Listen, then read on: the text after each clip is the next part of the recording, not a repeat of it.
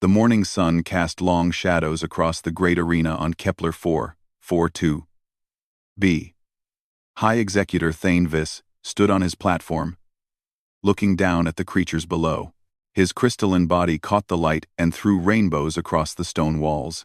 At 12 feet tall, he towered over everything around him. The energy fields around his hands flickered blue and white, ready to strike down anyone who dared to displease him. Today was the Ascension Trials. It happened every 50 years on each world in the Zephyrian Empire. The lesser species would compete for the honor of serving the gods directly. Most would die, a few would live, all would remember their place in the universe. Thane Vis had overseen these trials for 3,000 years.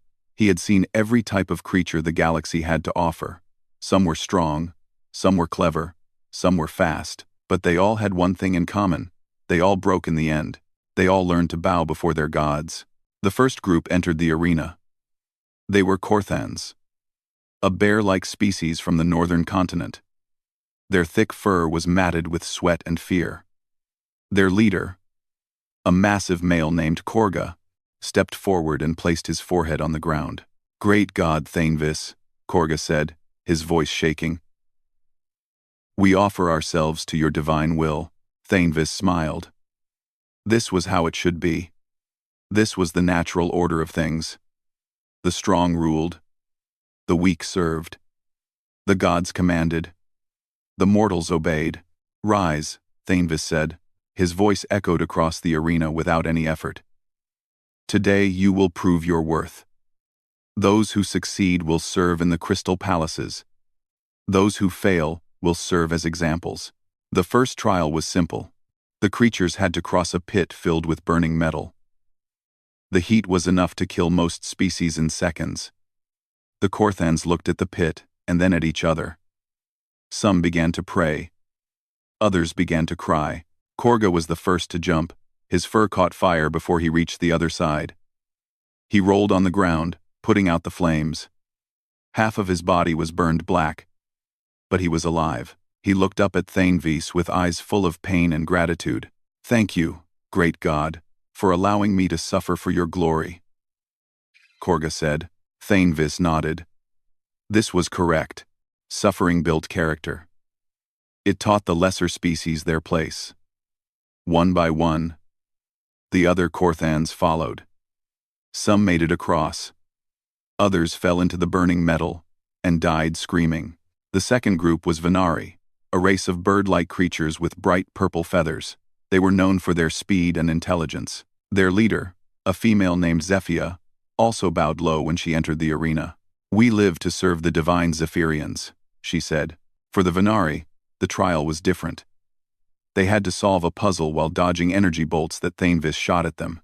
The puzzle was simple for any Zephyrian child, but it pushed the Venari to their limits.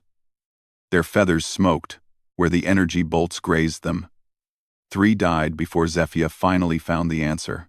"Forgive us for taking so long, great God," she said, blood dripping from a wound on her wing. Thane Vis was pleased.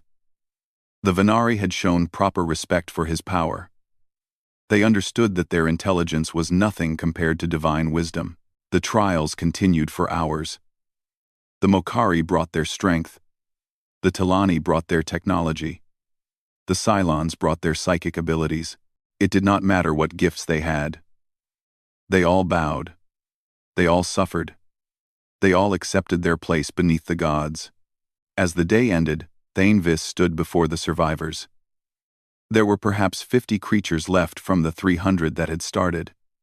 They knelt in neat rows, waiting for his judgment. Their eyes held the proper mix of fear and worship.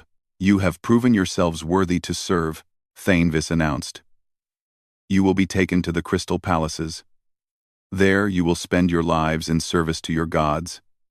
You will clean our halls, tend our gardens, and remember always that we are your creators, your protectors, and your masters."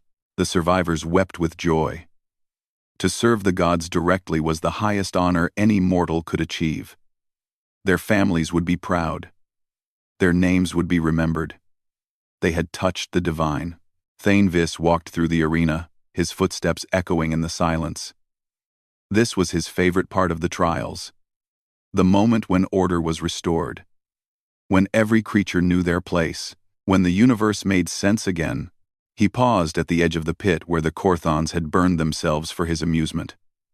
The metal had cooled now, but the smell of burned fur still hung in the air. It was a good smell. It reminded him of why the Zephyrians ruled the galaxy. They were perfect. They lived for 10,000 years. They could move mountains with a thought. They could travel between stars without ships. They could create life and destroy worlds. They were everything the lesser species could never be. Thainvis raised his hand and lifted a boulder that weighed 10 tons. He crushed it to dust without effort. The survivors watched in awe. This was the power of a god. This was why they served. But as he prepared to leave the arena, something nagged at him. A small doubt that he quickly pushed away. In 3,000 years of trials, he had never seen a species that did not eventually bow. He had never met a creature that could look upon divine power without fear. Sometimes, late at night in his crystal tower, Thainvis wondered if there might be something more to existence than power. But those thoughts were weakness. They were beneath a god. He was Thainvis the Eternal, High Executor of the Divine Fleet. He commanded 1,000 worlds and 1,000,000,000 souls, and tomorrow he would command more. The arena lights dimmed as the last of the survivors were led away to their new lives of service. In the darkness, the blood and burn marks looked black against the stone. By morning, new slaves would clean it all away. By next year, new creatures would suffer and die in the same place. This was the way things had always been. This was the way things would always be. The gods ruled, and the universe obeyed. 3 days after the trials, Thainvis was back on the Zephyrian homeworld of Crystallis Prime. His personal tower stretched high into the purple sky. Its walls made of pure energy held in crystal form. From his window, he could see the capital city spread below him like a jewel. Everything was perfect. Everything was ordered. Everything was as it should be. The communication alert came just before dawn. The sound was strange. Different from the usual tones that announced messages from other Zephyrians. This was something new, something that had never been heard before in the halls of the divine. Thainvis touched the crystal panel beside his desk. The message began to play. But it was unlike anything in the Imperial database. The signal was clean and strong. But it came from outside the Empire, far outside, from a region of space that had never been explored. The message itself was simple. Too simple. It was in the common trade language that most species used. But something about it felt wrong. It was too confident. Too casual. Too unafraid. "Greetings to whoever receives this," the message said. The voice was clear and warm, without any of the fear or worship that Thainvis was used to hearing. "We know you're out there. We can see your ships in the distance, and we think it's time we met. We're ready to talk. These are our coordinates. We'll be waiting." Then the message gave a location. A star system that showed up on no Zephyrian maps.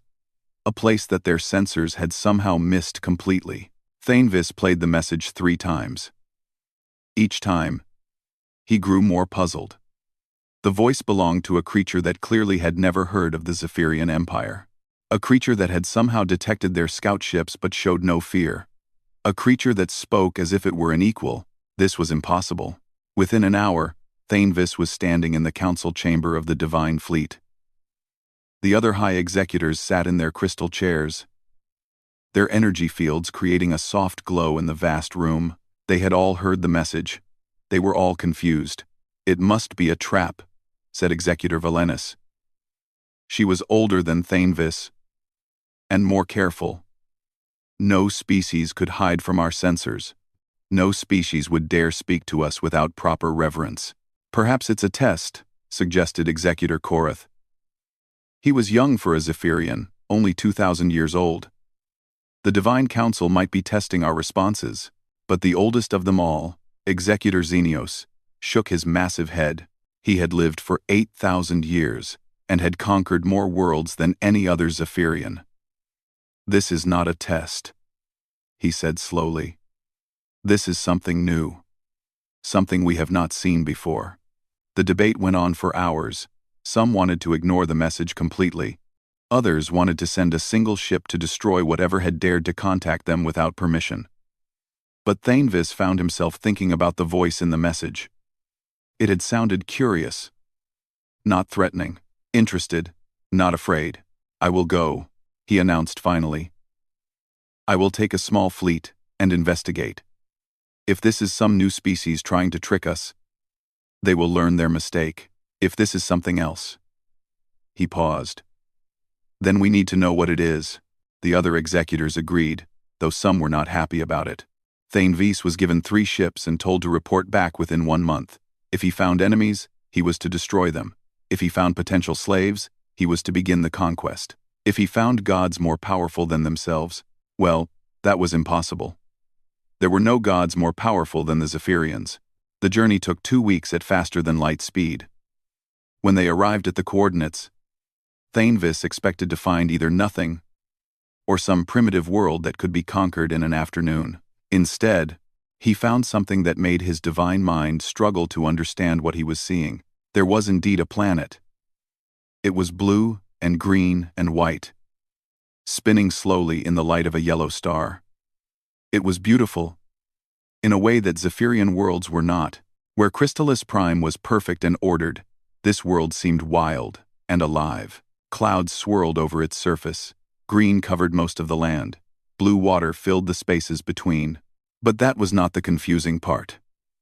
The confusing part was that the planet was clearly inhabited by an advanced species. But their technology was odd. Their cities glowed with lights, but not the harsh crystal light of Zephyrian civilization. Their ships moved through space, but they were made of metal and ceramic instead of pure energy. Everything about them seemed strangely solid and physical. "Scan the planet," Thainvis ordered. The results made no sense. The inhabitants were small, only about 6 feet tall on average. They lived for less than 100 years. They had no natural energy manipulation abilities. By every measure, they should have been the weakest species the Zephyrians had ever encountered. But the scans also showed that they had somehow managed to build a civilization that spanned their entire world. They had cities under the ocean and stations orbiting their planet. They had art and music and literature. They had science and medicine and technology. They had somehow accomplished in a few thousand years what most species took millions of years to achieve.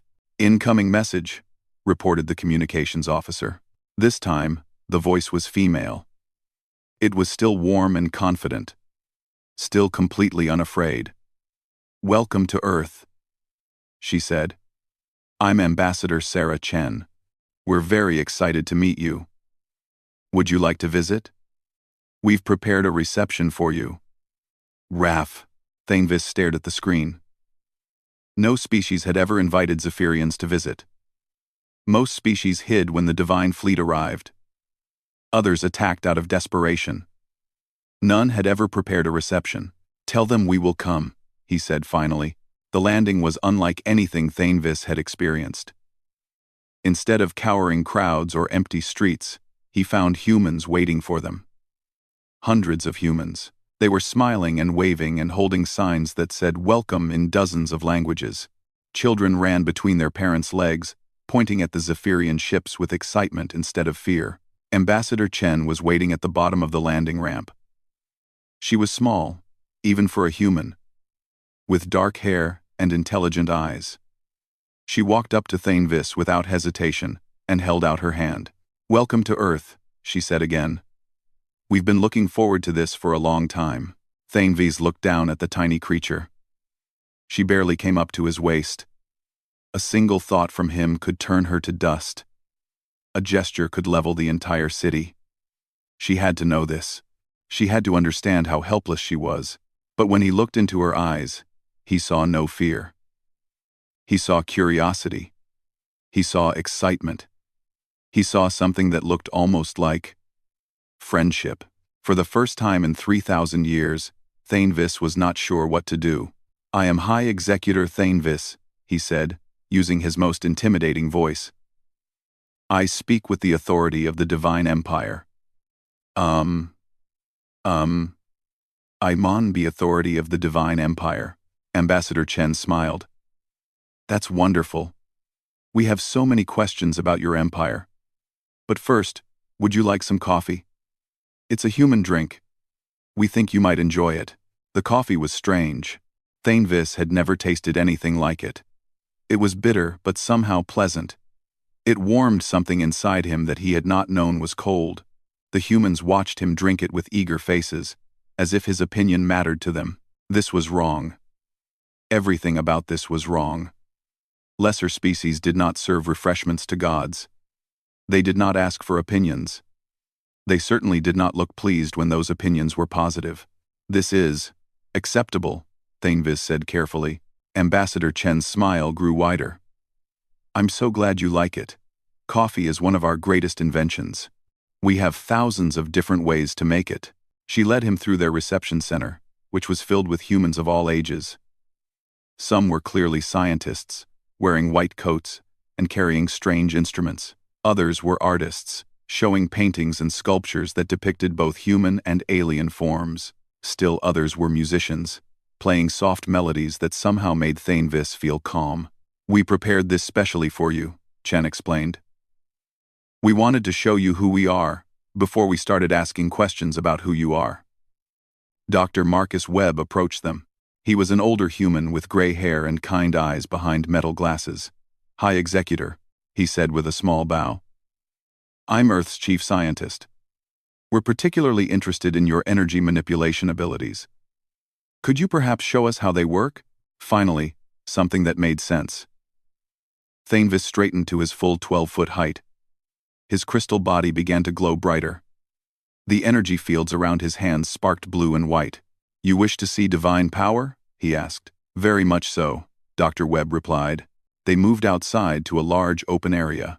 Hundreds of humans gathered around, but they did not kneel or hide their faces.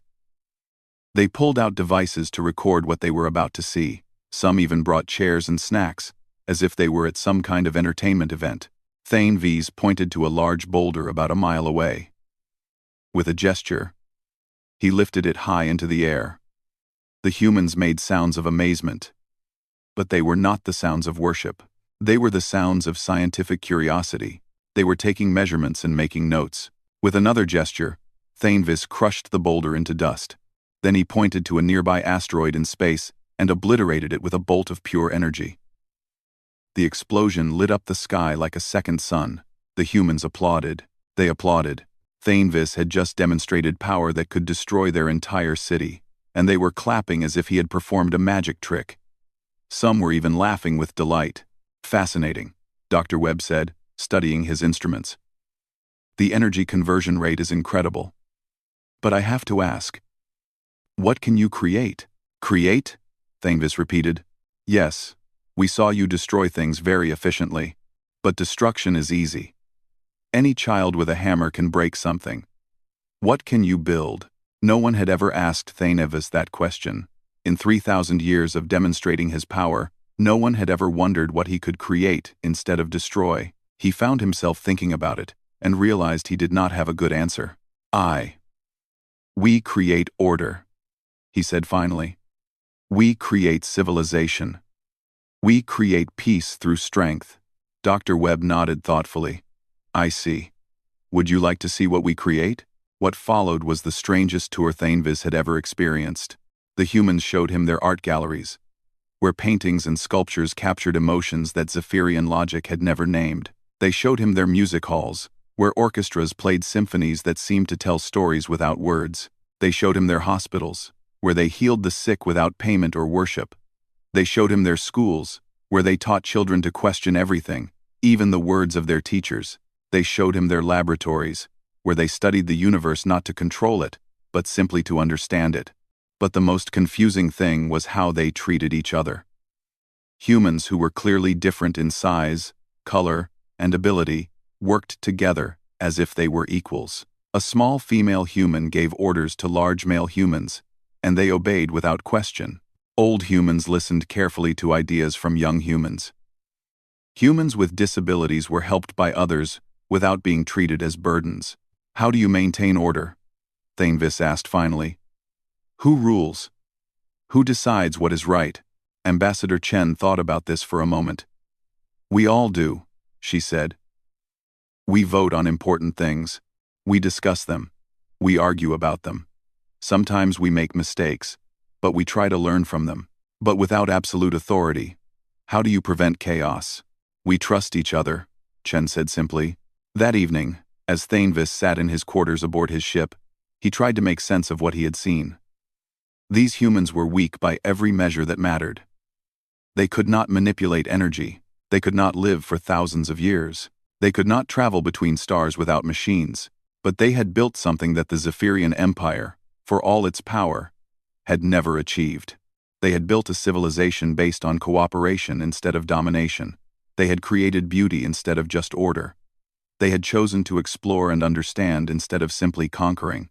His thoughts were interrupted by an alarm. The ship's sensors had detected something dangerous approaching. A cosmic storm. One of the massive energy waves that could destroy anything in their path. It was moving fast and would hit the system in less than an hour.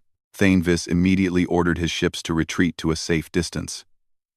The storm was too powerful even for Zephyrian technology. They would have to wait for it to pass before they could return to continue studying the humans. But as they prepared to leave, something went wrong with one of the escort ships. Its faster-than-light drive failed, and it was left drifting in space directly in the path of the storm. The crew sent out distress signals, but there was nothing the other ships could do. The storm would be there in 30 minutes, and rescue would take at least an hour. The Zephyrian crew on the disabled ship began to prepare for death. They sent their final prayers to the Divine Council and waited for the storm to claim them. This was the way of the universe. Sometimes even gods faced forces beyond their control. Then the human ships appeared. Not just one or two ships, but dozens of them. They came from every direction, moving faster than should have been possible for their primitive technology. They reached the disabled Zephyrian vessel just as the edge of the storm began to touch the system. Instead of fleeing to safety, the humans did the impossible. They surrounded the Zephyrian ship with their own vessels, linking them together with energy fields generated by their crude but effective machinery. They created a barrier. A shield made not of superior technology, but of courage and determination. The cosmic storm hit them with the force of a dying star. The human ships shook and sparked and caught fire. Several were destroyed completely. But they held the line. They protected the Zephyrian vessel and its crew, sacrificing their own lives to save their supposed gods. When the storm passed, 12 human ships had been destroyed. 43 humans were dead. The Zephyrian ship and its crew of 8 were alive and unharmed. Ambassador Chen's voice came over the communication system. Her ship was badly damaged, and she was injured, but her voice was steady and warm. Are your people all right? She asked. Thainvis stared at the screen, unable to speak. These creatures had just sacrificed themselves to save Zephyrians. They had willingly faced certain death to protect beings who could have destroyed them with a thought. Why? He asked finally. Because that's what you do, Chen said simply. When someone is in danger, you help them. It doesn't matter who they are or how powerful they might be. Life is precious, and it's our job to protect it. For the first time in 3,000 years, Thainvis felt something he did not recognize. It was not power, or pride, or satisfaction. It was something smaller, and warmer, and infinitely more complex. It was gratitude. And respect, and a growing suspicion that everything he had believed about strength might be wrong. After the rescue, Thainvis could not stop thinking about what the humans had done. It made no sense according to everything he had been taught. The strong protected themselves. The weak served the strong. This was the natural order. This was how the universe worked. But the humans had turned that order upside down. They had protected the strong. They had sacrificed for beings who could have easily destroyed them. They had chosen to help instead of asking for help. 3 days later, Thainvis made a decision that surprised even himself. He called Ambassador Chen and made an offer. I want your species to undergo the Ascension trials, he said. Chen raised her eyebrows. She had been studying the Zephyrian database and knew what the trials meant. The tests that other species take to prove they're worthy of serving you? Yes. But you will be the first species to take them as equals, not as slaves. If you pass, you will be recognized as a partner in the galactic community. If you fail, he paused, you will be treated like all the others. Chen was quiet for a long moment. Then she smiled. We accept. But we have one condition. Name it. The trials work both ways. If we have to prove ourselves worthy of you, then you have to prove yourselves worthy of being called gods. Thainvis felt his crystal body grow warm with anger. We are gods. We do not need to prove anything to mortals. Then you're not really confident in your godhood, are you? Chen said calmly. Real gods wouldn't be afraid of a test. The challenge stung more than Thainvis wanted to admit. No one had ever questioned Zephyrian divinity before. No one had ever suggested that gods might need to prove themselves. But something about the idea interested him. For 3,000 years, he had watched other species struggle with the trials. He had never wondered what it would be like to face that struggle himself. Very well, he said finally. We will test each other. The trials took place on Nexus Station, a neutral world where different species sometimes met to trade. The arena there was smaller than the one on Kepler 442b.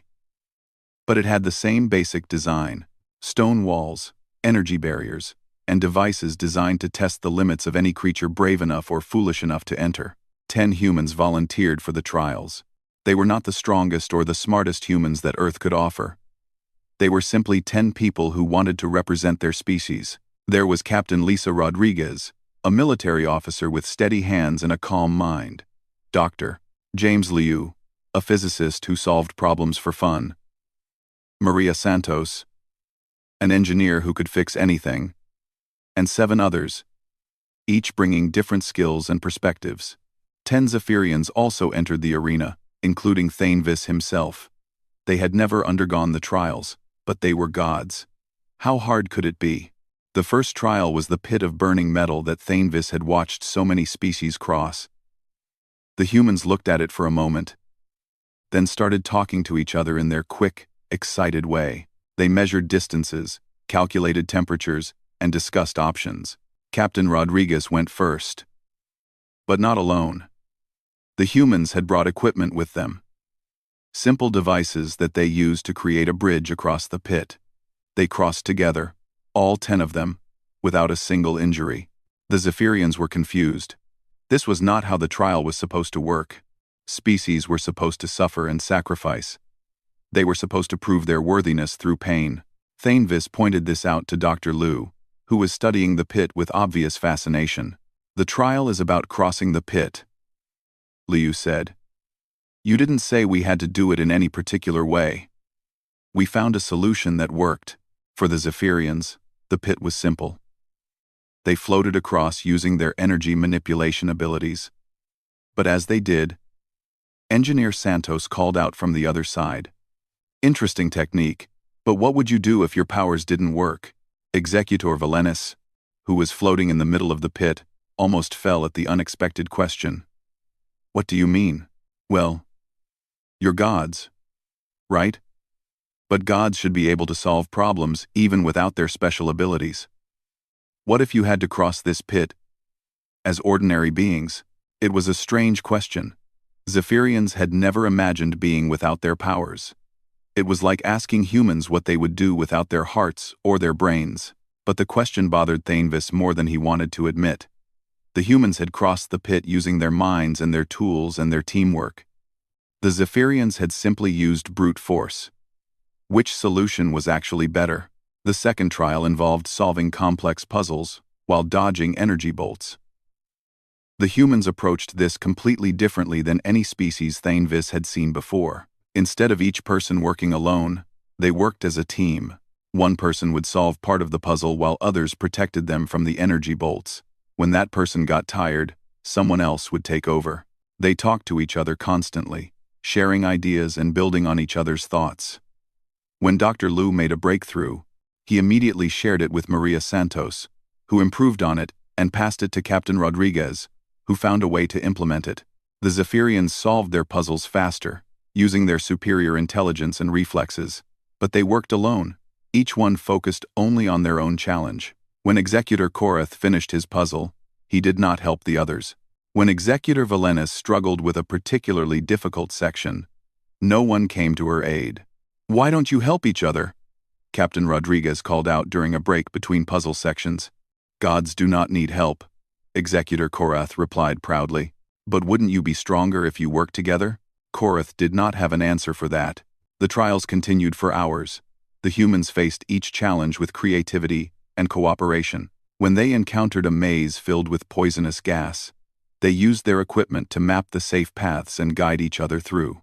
When they had to lift a massive stone block, they used levers and teamwork instead of raw strength. The Zephyrians passed each trial through superior individual ability. But with each success, Thainvis felt less satisfied. The humans were teaching them something uncomfortable. Individual power was not the only kind of strength. The final trial was the one that Thainvis had seen break every species that had ever attempted it. The contestants were brought to separate rooms and told that they could only proceed if one of their teammates was left behind to face certain death. It was designed to teach the ultimate lesson: that survival sometimes required sacrifice, and that the strong must be willing to abandon the weak. In the Zephyrian rooms, the choice was simple. Executor Jethros was the youngest and weakest of their group. Logic dictated that he should be left behind so that the others could continue. It was not cruel. It was simply practical. But when they met in the central chamber to announce their decision, they found the humans waiting for them. All 10 humans. Together. "How did you solve the trial?" Thainvis demanded. Captain Rodriguez smiled. "We refused to accept the premise." "What do you mean? You said one of us had to stay behind." "We said no. We found another way." Dr. Liu stepped forward, holding a device they had built during the trial. "We realized that the death trap wasn't as inescapable as it appeared. We modified our equipment to disable it. Everyone gets to continue." "But that's cheating," Executor Valenis protested. "No," Maria Santos said. "That's problem solving. You presented us with what you said was an impossible choice. We proved that the choice wasn't really impossible." Engineer Santos looked at the Zephyrians with something that might have been pity. "Which one of you were you going to leave behind?" The Zephyrians looked at each other. Suddenly, their logical decision felt less logical. Executor Jethros stared at his companions with hurt and confusion in his ancient eyes. We, Thainvis started to explain about practical decisions and necessary sacrifices. "No," Captain Rodriguez said firmly. "There are no necessary sacrifices when it comes to people you care about. There are just problems you haven't figured out how to solve yet." As they left the arena, Thainvis realized something that shook him to his core. The humans had not just passed the trials. They had shown that the trials themselves were flawed. They had revealed that the tests designed to prove worthiness were actually tests of unworthiness. They measured willingness to abandon principles instead of commitment to them. For the first time in 3,000 years, Thainvis wondered if the Zephyrians deserved to be called gods at all. The journey back to Earth was quiet. Too quiet. Thainvis sat in his command chair, staring at the blue and green planet growing larger on his screens. For 3,000 years, he had known exactly who he was and what his purpose was. Now, everything seemed unclear. The other Zephyrians were equally unsettled. They had expected to judge humanity and find them wanting. Instead, they felt as if they had been judged and found lacking. The humans had not just passed the trials, they had shown that the trials themselves were wrong. "Hi, Executor," Executor Valenis said quietly. "What do we do now?" Thainvis did not answer immediately. What could he say?